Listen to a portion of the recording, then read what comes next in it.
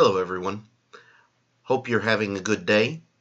Today we look at lessons from Isaiah chapter 7. We talked about yesterday that when we're talking about chapter 7, we're actually talking about the first part of the way our Bibles lay it out, a six-part message in chapters 7 through 12, going through this particular message of Isaiah. And so as we talk about these things today, just recognize that we're not necessarily getting the full picture of everything that God is saying through Isaiah at this time. We're just getting a small chunk of it, and we'll pick up with the next parts over the next few days as we get into chapters 8 and following. Let me show you three things that I have pulled out of Isaiah chapter 7. The first one is the historical lesson. It is one of the areas where we are given some context for the things that are being said.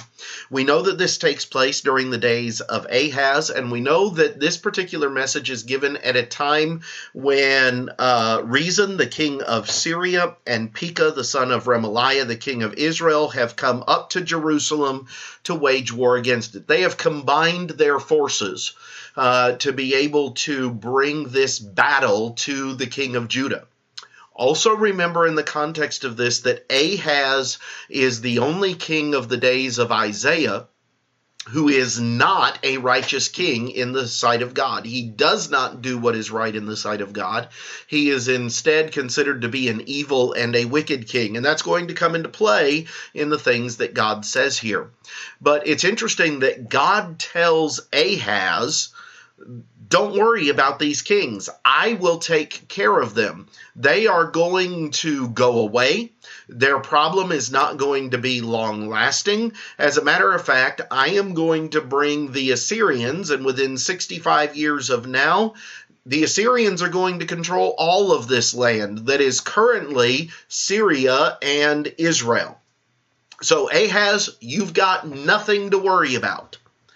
But that leads us into our second lesson from chapter 7.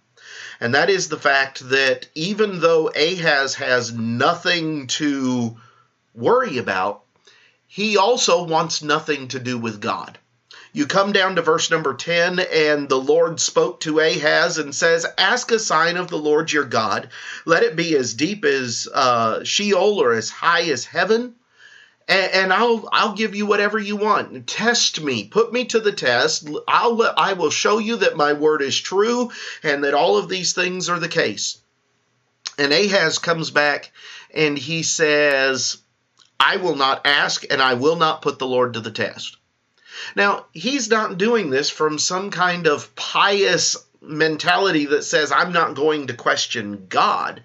Rather, the idea is, I want nothing to do with you, God.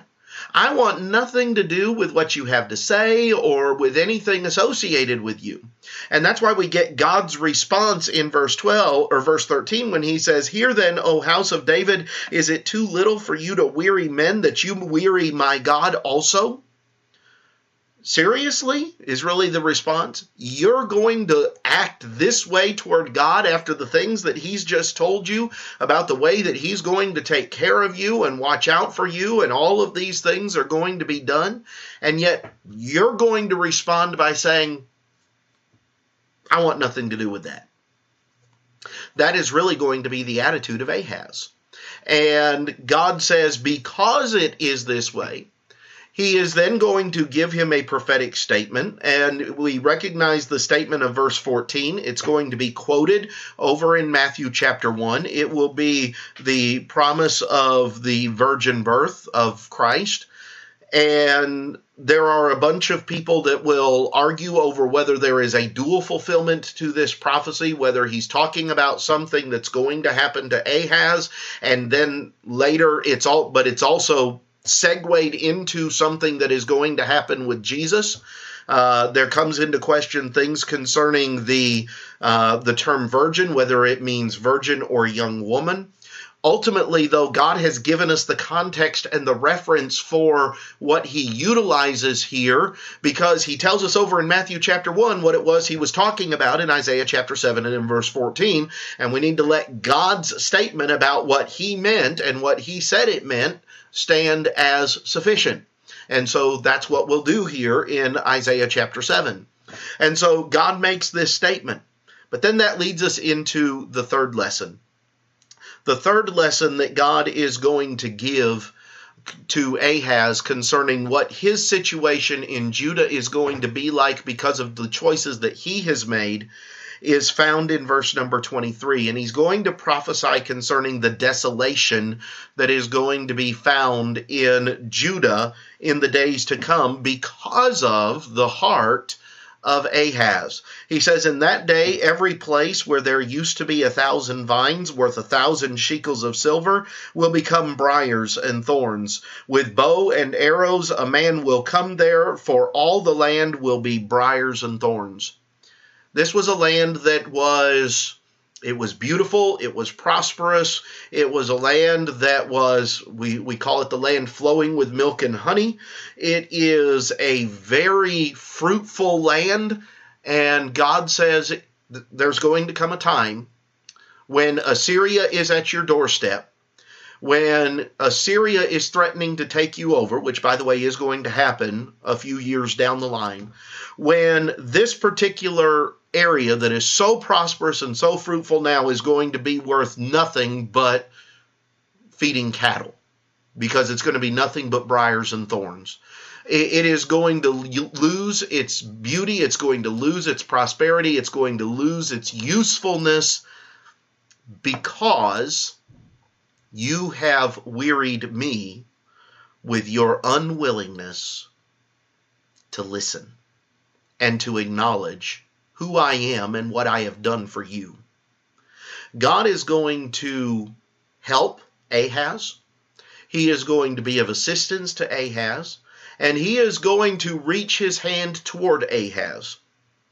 And instead, Ahaz is going to just swipe it away as though it is absolutely nothing. Those are some of the things that I've pulled out of chapter 7. There's going to be a lot more that we'll be able to pull into this discussion as we get into chapters 8 and following. But let me know some of the things that you found in chapter 7. What did you find interesting, and where do you see lessons being pulled? And there's a lot of things that we can look at with God's interactions with Ahaz here in chapter 7. So what do you see? I look forward to reading your comments and your observations as we finish up our study of chapter 7 today. I hope you have a great day.